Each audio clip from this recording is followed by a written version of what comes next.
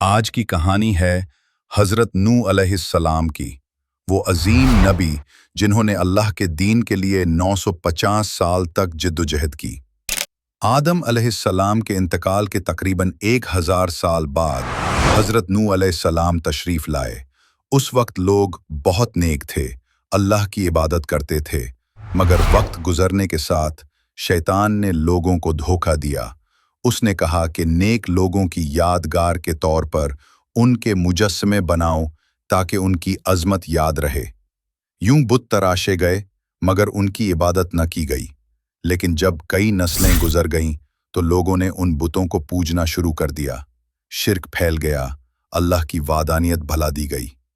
یہ وہ وقت تھا جب اللہ تعالیٰ نے حضرت نوح علیہ السلام کو نبی بنا کر بھیجا۔ اس زمانے میں انسانوں کی عمریں بہت طویل ہوتی تھی۔ حضرت نوح علیہ السلام نے 950 سال تک اپنی قوم کو اللہ کی طرف بلایا۔ جیسا کہ سورہ نوح میں اللہ فرماتا ہے، ہم نے نوح کو ان کی قوم کی طرف بھیجا کہ اپنی قوم کو عذاب آنے سے پہلے خبردار کر دو۔ حضرت نوح علیہ السلام دن رات چھپ کر بھی اور علانیہ بھی اپنی قوم کو سمجھاتے، ان سے کہتے، اللہ سے ڈرو، صرف اسی کی عبادت کرو، میری بات مانو تاکہ وہ تمہیں بخش دے اور تمہیں نجات دے۔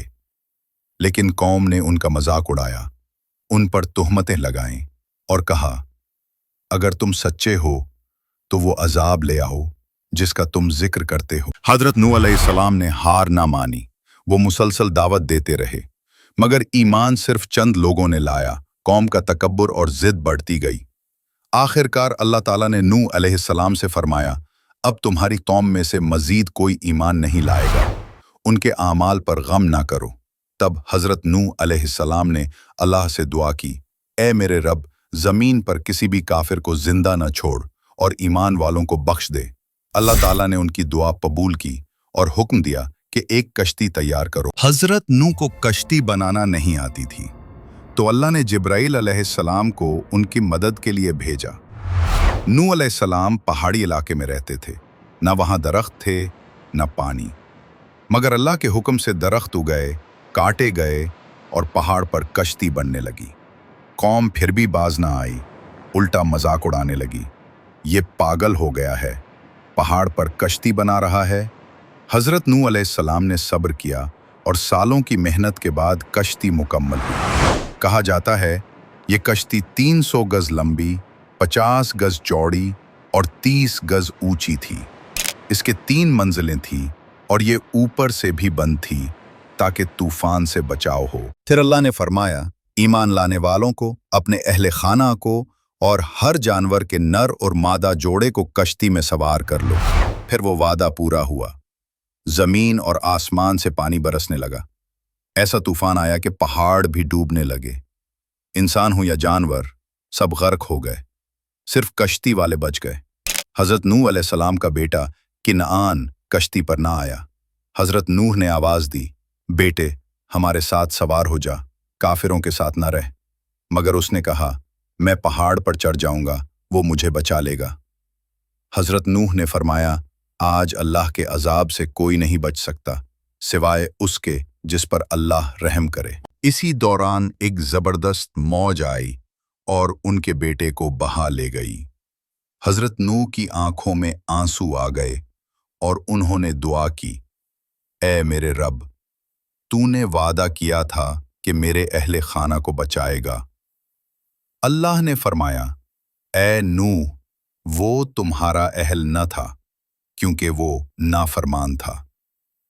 ایمان کے بغیر کوئی رشتہ باقی نہیں رہتا۔ حضرت نوح نے فوراً توبہ کی اور کہا، اے میرے رب، اگر تم مجھے معاف نہ کرے تو میں خسارہ پانے والوں میں سے ہو جاؤں گا۔ 6 مہینے تک کشتی پانی میں چلتی رہی۔ آخر کار اللہ نے زمین کو حکم دیا، اے زمین، اپنا پانی نگل لے۔ پانی اتر گیا اور کشتی جودی پہاڑ پر ٹھہر گئی۔ اللہ نے فرمایا، اے نوح، سلامتی کے ساتھ اتر جاؤ، تم پر اور تمہاری نسل پر برکت ہوگی۔ پھر زمین پر صرف نوح علیہ السلام اور ان کے ساتھی باقی رہ گئے۔ ان کے 3 بیٹے سام، حام اور یافیس دنیا کی تمام نسلوں کے جد بنے۔ سام کی نسل سے عرب، فلسطینی اور مشرق وسطیٰ کے لوگ، हाम की नस्ल से अफरीटी, मिस्री और हिंदुस्तानी नस्ल, याफिस की नस्ल से यूरोपी, चीनी, जापानी और वस्ती एशियाई अक़वाम। कनान जो ईमान न लाया उसकी नस्ल ख़त्म कर दी गई। कुरान में अल्लाह फरमाता है, और नूह ने हमें पुकारा तो हमने कैसी अच्छी तरह दुआ कबूल की। तूफान के बाद भी नूह अलैहिस्सलाम 350 साल जिंदा रहे, फिर वो वफात पा गए। आज भी उनकी कश्ती के आसार तुर्की में पाए गए हैं। कुरान कहता है, हमने इस वाक़े को एक निशानी बनाकर बाकी रखा। है कोई नसीहत हासिल करने वाला? ये थी नूह अलैहिस्सलाम की ईमान, सब्र और अल्लाह पर यकीन की अजीम दास्तान। अगर आपको ये कहानी पसंद आई हो तो चैनल ट्रूथ मोड को ज़रूर सब्सक्राइब करें। अगली बार आप किस नबी की कहानी सुनना चाहेंगे कमेंट में ज़रूर बताएं। अल्लाह हाफिज़।